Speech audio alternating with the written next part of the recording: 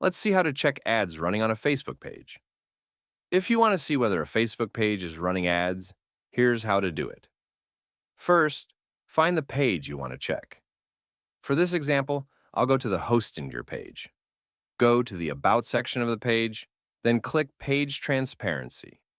Next, click See All to expand the section. Scroll down and select Go to Ad Library. Here you can view all the ads currently running on that Facebook page. By default, you'll see only the active ads.